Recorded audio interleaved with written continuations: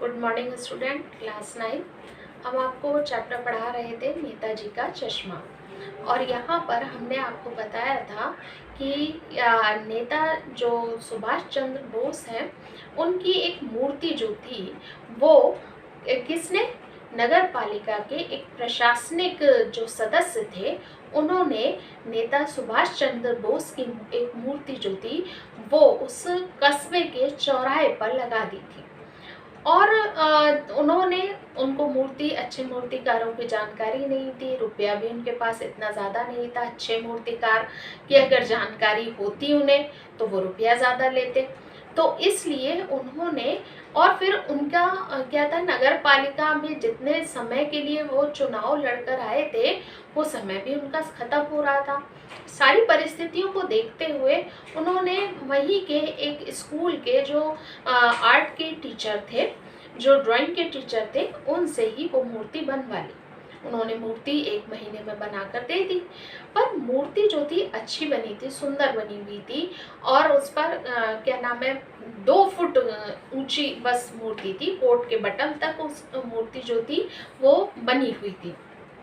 लेकिन मूर्ति बहुत सुंदर होने के बाद भी उस पर एक कमी थी कि उनके जो है नेताजी के मूर्ति पर, उनकी आंखों पर चश्मा नहीं था। चश्मा तो था, लेकिन वो एक रियल चश्मे का फ्रेम उनके ऊपर लगा हुआ था। अब यहाँ पर हालदार साहब जो रोज उस कस्बे से होकर गुजरते थे, वो उन्होंने जब पहली बार उस मूर्ति को देखा तो उन्हें देखकर बहुत अजीब लगा कि मूर्ति संगमरमर की है और चश्मा इस पर रियल लगा है। ये सारी बातें जब वो सोच रहे थे, पर उन्होंने फिर ये भी सोचा कि चलो, लोगों के अंदर देशभक्ति की भावना तो है कि कम से कम उन्होंने मूर्ति बनाकर चौराहे पे लगाई तो। और उन्होंने कहा, महत्व मूर्ति के रंग रूप या कद का नहीं, उस भावना का है, वरना तो देशभक्ति भी आजकल मजाक की चीज होती जा रही है। उन्होंने कहा, मूर्ति के रंग रूप का या किस तरीके की बनी है उसका कोई महत्व नहीं है, लेकिन कम से कम लोगों के हृदय में क्या है, देशभक्ति की भावना तो है यहाँ के लोगों में। नहीं तो आजकल लोगों के लिए देशभक्ति जो है वो मजाक की चीज होती जा रही है। दूसरी बार जब हालदार साहब उधर से गुजरे, हम इसमें आगे अब देखेंगे कि गुजरे तो उन्हें मूर्ति में कुछ अंतर दिखाई दिया।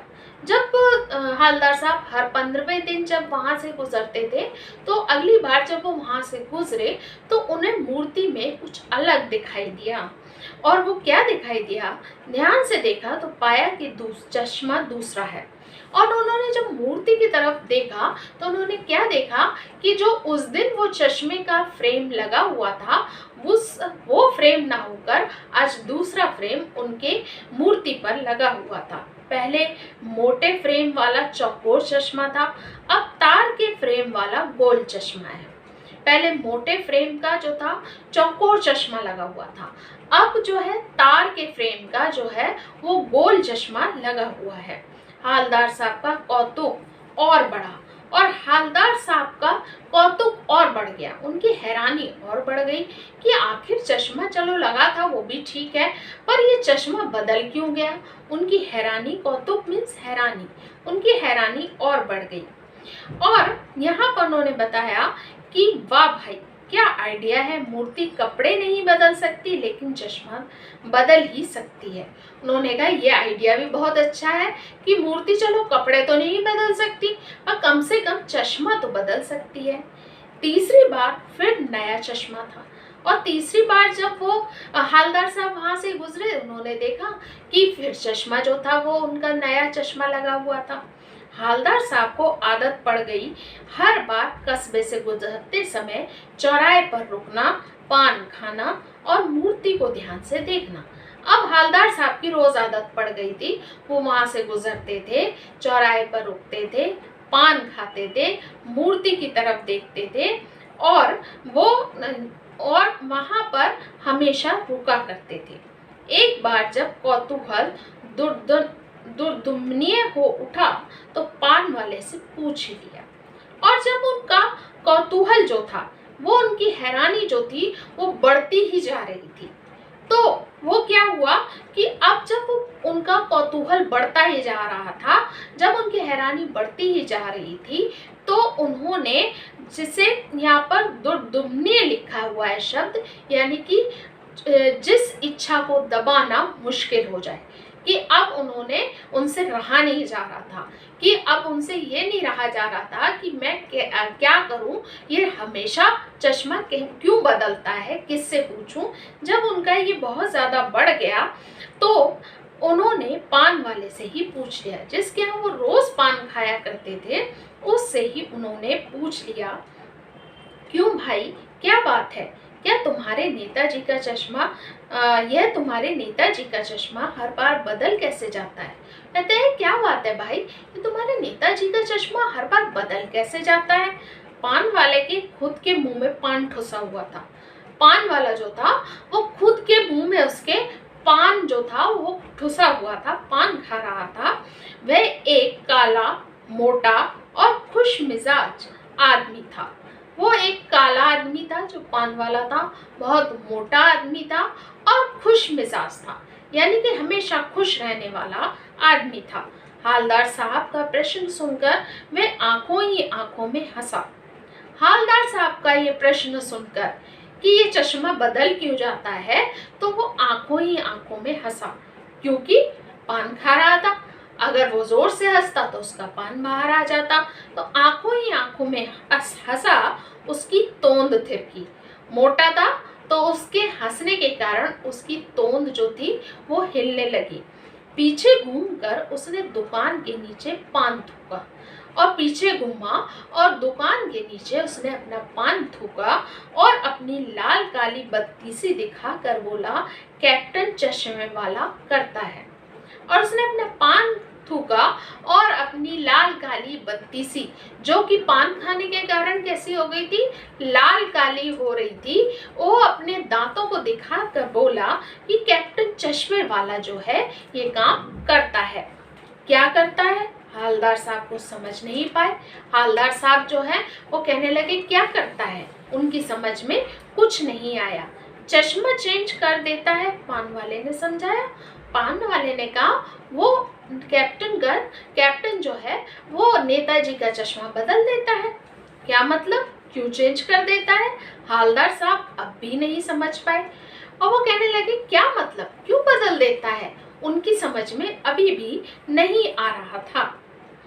कोई गिराक आ गया समझो, उसको चौड़े चौखट चाहिए तो कैप्टन किधर से लाएगा, तो उसको मूर्ति वाला दे दिया, उधर दूसरा बैठा दिया।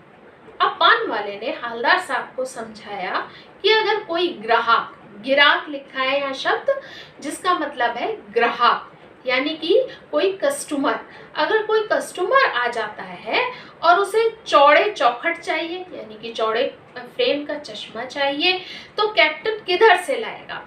और कैप्टन जो चश्मे वाला है वो कहाँ से लाएगा, वो मूर्ति से क्या करता है, तो उसको मूर्ति वाला ग्राहक को क्या करता है, वो मूर्ति पर से चश्मा उतार कर उसे दे देता है और मूर्ति पर दूसरा फ्रेम लगा देता है। अब हालदार साहब को बात कुछ समझ में आई।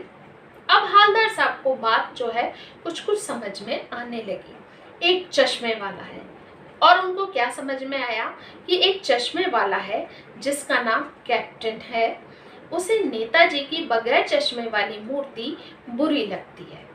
और एक कैप्टन है, एक चश्मे वाला है जिसका नाम जो है वो कैप्टन है, उसको वो क्या है, उसे नेताजी की बगैर चश्मे की मूर्ति बहुत खराब लगती है, बल्कि आहत करती है, उसको दुख पहुंचाती है। कैप्टन को मानो चश्मे के बगैर नेताजी को असुविधा हो रही हो। उसे ऐसा लगता है कि चश्मे के बगैर नेताजी को असुविधा होती है। यानी कि अगर जो चश्मा लगाता है उसको अगर बिना चश्मे के कहा जाए कुछ काम करने के लिए, तो उसको करने में क्या होती है, परेशानी होती है। तो वो ये सोचता है कैप्टन की नेताजी जो हैं बिना चश्मे के उनको देखने में परेशानी होती होगी, इसलिए वो उनको चश्मा लगा देता है। इसलिए मैं अपनी छोटी सी दुकान में उपलब्ध गिने चुने चश्मों में से एक नेताजी की मूर्ति पर फिट कर देता है। और वो हालदार साहब जो थे वो सोचने लगे कि वो उसके जो चश्मे वाला है कैप्टन, उसकी एक छोटी सी दुकान है और उसमें कुछ थोड़े बहुत चश्मे के फ्रेम है उसके पास। और वो क्या करता है कि उस छोटी सी दुकान में से, उस गिने चुने फ्रेमों में से नेताजी की मूर्ति पर एक फ्रेम फिट कर देता है।